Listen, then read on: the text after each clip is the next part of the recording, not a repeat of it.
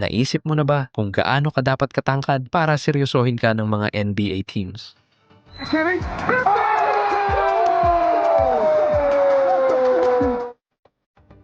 Sa isang game kung saan ang goal ay mag-shoot sa 10-foot high na basket, malaking advantage talaga ang height at alam na alam yan ng mga teams. Zaccharie Reshache, Victor Wembanyama, Paolo Banchero. Tingnan mo ang listahan ng mga coveted number 1 picks at mapapansin mo ang isang common sa kanila, towering height. In fact, sa past 5 years, ang pinakamaliit na player na na-draft sa NBA ay si Davion Mitchell na may height na 6 foot. Sa normal na buhay, ang pagiging 6 feet tall ay pasok na agad sa top 90th to 95th percentile ng height worldwide. Pero para ipakita kung gaano kaimportante ang height sa NBA, tinawag minsan ni Kobe Bryant si Derek Fisher na isang 6'1" guard bilang isang midget. Yes, ganyan talaga katangkad sa NBA. At kahit pa puro higante rito, isang player na halos kasing height lang ng normal na tao o baka mas maliit pa sa'yo ang umaagaw ng eksena sa association. Yuki Kawamura. I'm Yuki Kawamura. Sa height na 5'8" lang, na halos average height ng mga lalaki worldwide at mas maliit sa average NBA height na 6'7", pinapasigla ni Yuki Kawamura ang basketball world. Bingo! Yuki Kawamura from downtown. Sa ganyang height, normal na hindi ka napapansinin ng mga NBA scouts. Pero sinira ng Japanese phenomenon na to ang lahat ng expectations at nagpakita ng mga performances sa court na talagang extraordinary. Oh, what a pass to Jay Hans! Oh my! Look at the pass! Kahit si Caitlin Clark na rising star sa WNBA ay tinawag siyang Japanese John Stockton.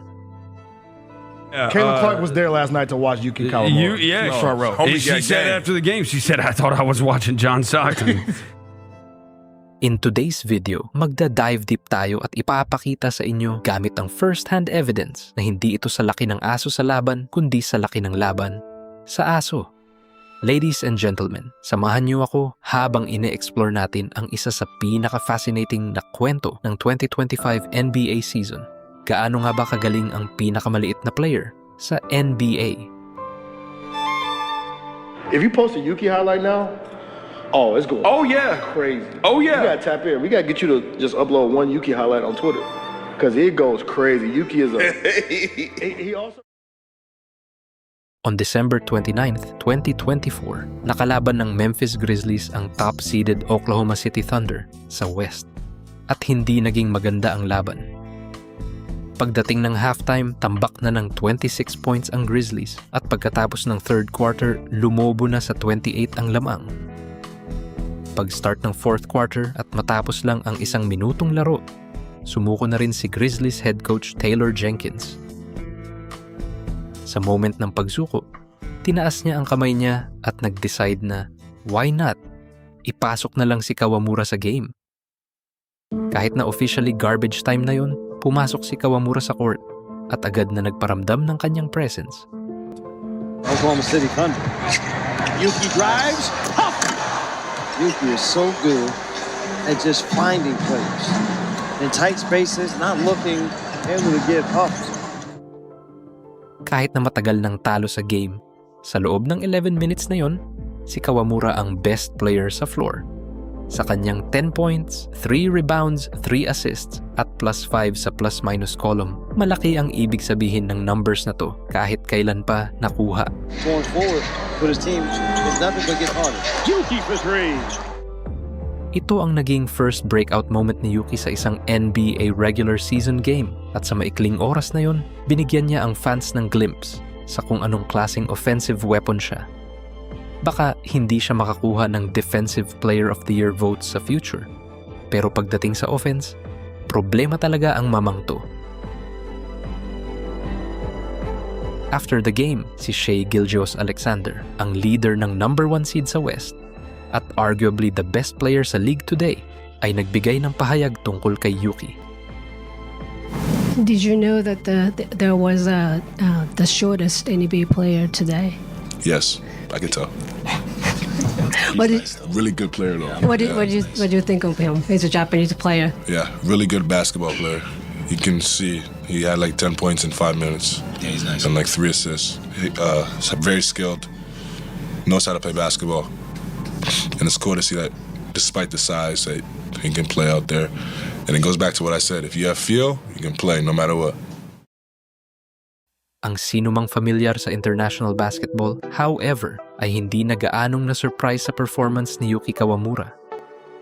Every time Yuki Kawamura gets posted on socials, there is just a flood of engagement.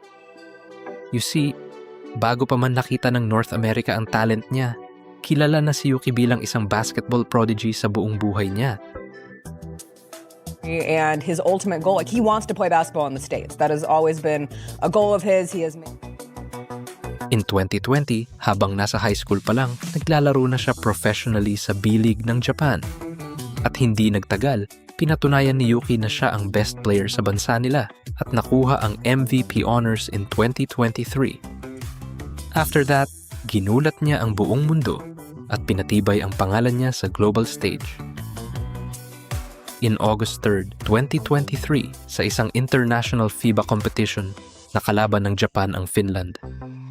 Kahit walang championship favorite sa dalawang team, may star player ang Finland na gumagawa ng malaking ingay sa NBA. Ang player na yon ay si Lauri Markkanen. In those low moments, what kept you up? What made you continue to believe that you could reach these heights? Sa height na 7 feet tall, katatapos lang ni Markkanen sa isang breakout season in 2023 kung saan nag-average siya ng 25 points at 9 rebounds habang malapit sa prestigious 50-40-90 shooting club. Ang efforts niya ay nagbigay sa kanya ng first All-Star selection niya na nag-solidify ng status niya bilang isa sa mga rising stars ng liga. Hindi lang isang standout player si Markkanen, mabilis din siyang naging isa sa mga most sought-after talents sa NBA. Lahat ng championship contending team na may cap space ay nag-i-inquire kung i-consider ba ng Utah Jazz na i-trade siya. Dahil sa kanyang incredible performance, nagawang ilagay ni Markkanen ang Finland sa basketball map. And yet, isang 5'8" phenom mula sa Japan ang totally naglaglag sa kanya at sa team niya. Kawamura shakes again, this time Kanturi! Pao sa lahat ng nanonood. Sa mga clutch moments ng game, nagpakitang gilas talaga si Kawamura. I mean, first, nag-shoot siya ng 3-pointer right in Markkanen's face. Then, ginawa niyang traffic cone si Markkanen. Effortlessly na iniwan siya para mag-set up ng isang key play. Then, to top it all off, pinasok niya ang dagger shot para i-seal ang game. Kawamura with 6 to shoot. He will do that, and he will do it nicely! Para ulitin ang sinabi ko kanina, ginawang madali ni Kawamura ang isa sa mga biggest breakout stars ng 2023 NBA season. Ganyan siya kagaling. By now, baka na iniisip ng iba sa inyo, impressive ang moves niya sa court, pero anong sinasabi ng numbers? Well, kung titingnan mo ang NBA stats ni Yuki Kawamura, makikita mong 1.5 points at 8 assists per game lang ito, kasama ang ilang horrible na shooting percentages. At first glance, mukhang complete garbage to. Surprisingly and hilariously though, ang effective field goal percentage niya ay mas mataas pa rin kay Zachary Rezache, ang number 1 overall pick ng 2024. But here's the thing, sobrang deceptive ng numbers na yan. Why, you might ask? Well, dahil nag-a-average lang si Yuki ng about 3 minutes per game sa NBA, nakulang para makahanap ng rhythm or mapatunayan kung ano ang kaya niya. Baka nagtatanong na rin ang iba sa inyo ngayon, okay, pero kung magaling talaga siya, bakit hindi siya nakakakuha ng more minutes? Well, ang sagot sa tanong na yan ay nasa stack na point guard rotation ng Memphis. Naglalaro siya behind Ja Morant, ang superstar ng team Marcus Smart, ang 2022 Defensive Player of the Year, at Scottie Pippen Jr., isang versatile na 3-and-D guard na perfectly fit sa system ng Grizzlies. Ibig sabihin ba nito hindi na makikita ni Yuki ang moment niya para mag-shine? Absolutely not. Ang isang part ng pag-thrive sa NBA ay ang paghihintay sa right opportunity. Take Jimmy Butler for example. isang player na for all intents and purposes ay bumuhat sa isang group ng undrafted misfits sa dalawang NBA Finals appearances. Sa kanyang rookie year, nag-average lang siya ng 8 minutes at 2.6 points per game. O si Steve Nash, isang two-time MVP na naglaro lang ng 10 minutes per game as a rookie na nagtala lang ng modest na 3.3 points. Then, nandyan si Fred VanVleet, isang undrafted guard from Illinois. Nag-average siya ng 8 minutes at 2.9 points sa kanyang first season. Pero eventually ay naging isang all-star at key piece ng 2019 championship team ng Raptors. Nasa similar na position din si Yuki Kawamura, isa lang 2-year sophomore na patiently naghihintay sa chance niya. He's like he's another sponge on the team, just looking to get some new information about whatever it is he needs to know every day. Obviously, hell of a player as well. Baka i-argue ng iba na ang height ni Yuki na halos isang foot na mas maliit kaysa sa most players ang ultimately magho-hold back sa kanya sa NBA. Habang undeniably important ang height, hindi ito ang whole story. Just take a look kung anong na-accomplish ni Isaiah Thomas. Sa height na roughly around the same kay Yuki, naging two-time All-Star si Thomas noong 2016 at 2017 at nakakuha ng All-NBA Second Team honors. During that time, tinalo niya si John Wall sa playoffs, na isang perennial all-star sa gitna ng kanyang best season, at si Bradley Beal, na rapidly rising as a star noon.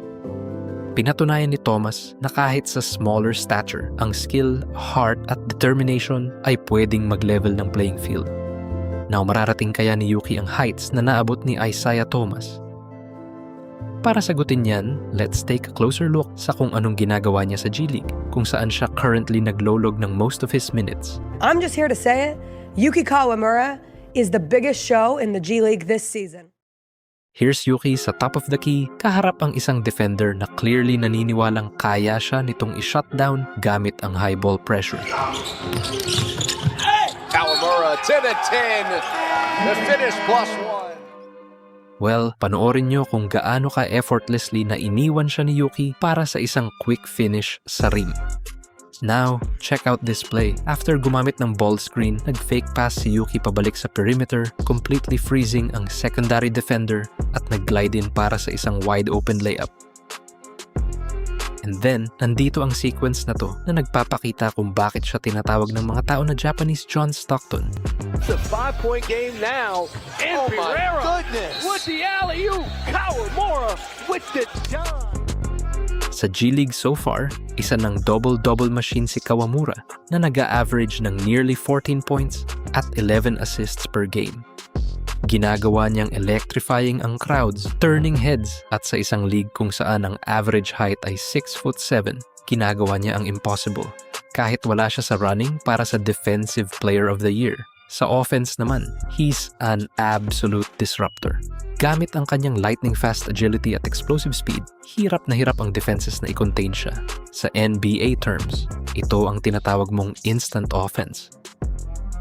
Kung gaano kalayo ang mararating niya at kung gaano siya kagaling, eventually ay isang kwento na unfolding pa rin in real time. Pero isang bagay ang clear, ang pinakamaliit na player sa NBA ay probably 100 times na mas magaling kaysa sa best player sa local court o sa lugar nyo.